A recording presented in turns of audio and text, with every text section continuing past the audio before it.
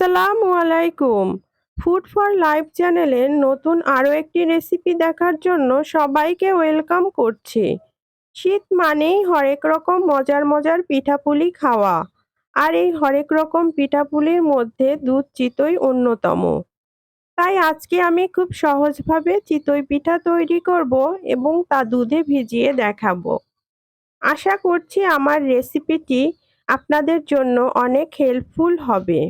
চলুন তাহলে দেখে নেওয়া যাক। রেসিপিটি ভালো লাগলে একটি লাইক দিবেন এবং কমেন্টের মাধ্যমে আপনাদের মূল্যবান মতামত জানাবেন।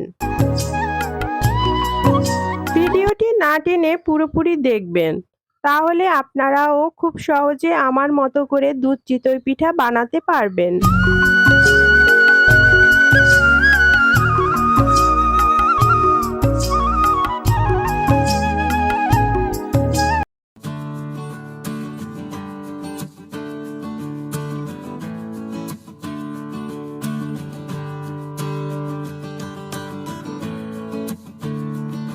আমি যেহেতু চালের গুঁড়া ছাড়া পিঠা তৈরি করছি, এজন্য 2 কাপ আতপ চাল এবং 1 কাপ ভাতের চাল নিয়ে নিলাম।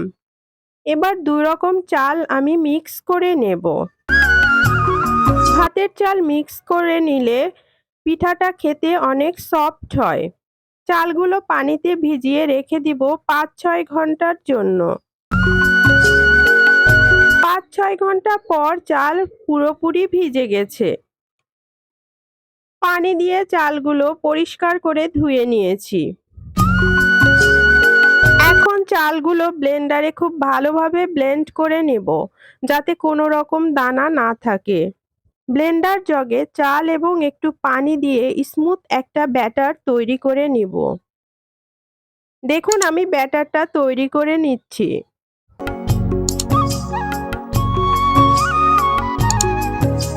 ব্যাটার তৈরি হয়ে গেছে। ব্যাটারটা কতটা স্মুথ হয়েছে দেখুন। এখন এতে পরিমাণ মতো লবণ দিয়ে দিলাম। একটি চামচের সাহায্যে খুব ভালোভাবে ব্যাটারটাকে ফেটিয়ে নেব, যাতে ব্যাটারে বাবল ক্রিয়েট হয়। এতে করে পিঠাগুলো খুব ভালোভাবে ফুলবে। পিঠা ভিজানোর জন্য 1 লিটার দুধ নিয়ে নিলাম। দুধটুকু আমি একটি পাত্রে ঢেলে নিলাম।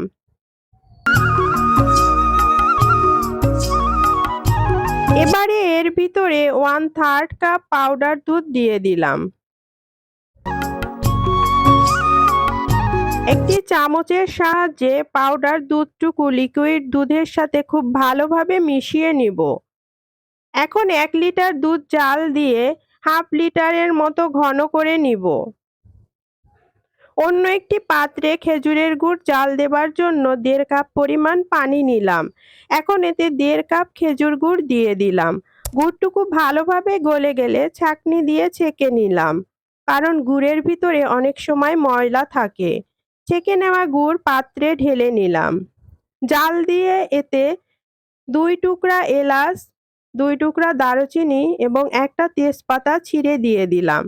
এতে করে শিরায় দারুণ একটা সুগন্ধ আসবে। এবারে পরিমাণ মতো লবণ দিয়ে কিছুক্ষণ জাল করে নেব। লোহার ছাঁচ খুব ভালোভাবে গরম করে নিলাম। এখন এতে 1 চামচ পরিমাণ ব্যাটার দিয়ে দিলাম। ঢাকনা দিয়ে ঢেকে উপর থেকে পানির ছিটা দিয়ে দিলাম।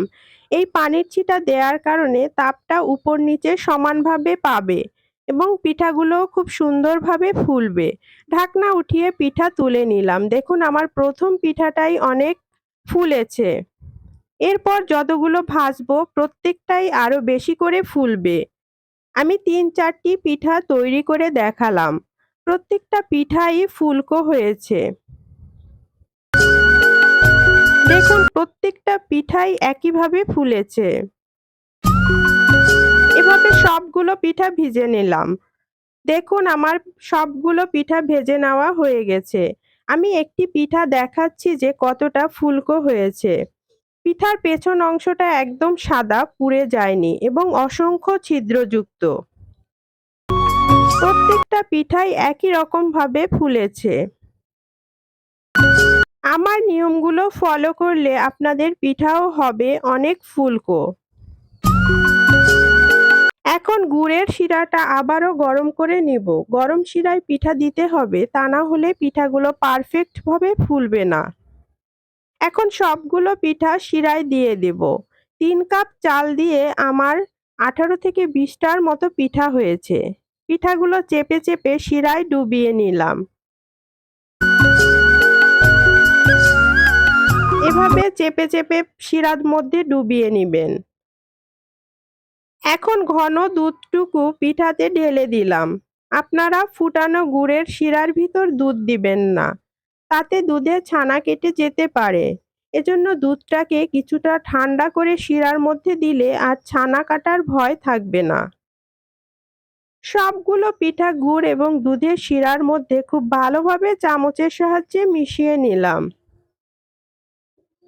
এখন ঢাকনা দিয়ে ঢেকে রেখে দিব ৭-৮ ঘন্টার জন্য, যাতে রস ভিতরে ঢুকে পিঠা নরম তুলতুলে হয়ে যায়। দেখুন ৭-৮ ঘন্টা পরে আমার পিঠার লুক পুরোপুরি চেঞ্জ হয়ে গেছে। পিঠার ভিতরে দুধের রস ঢুকে পিঠাগুলো ভিজে নরম তুলতুলে হয়ে গেছে। এখন পরিবেশন করে দেখাবো। দেখুন পিঠাগুলোর কালার দুধ এবং গুড়ের মিশ্রণে অসাধারণ হয়েছে। রসটা একদম ঘন হয়ে গেছে এবং পিঠার উপরে দুধের স্বরগুলো ঘন হয়ে আছে।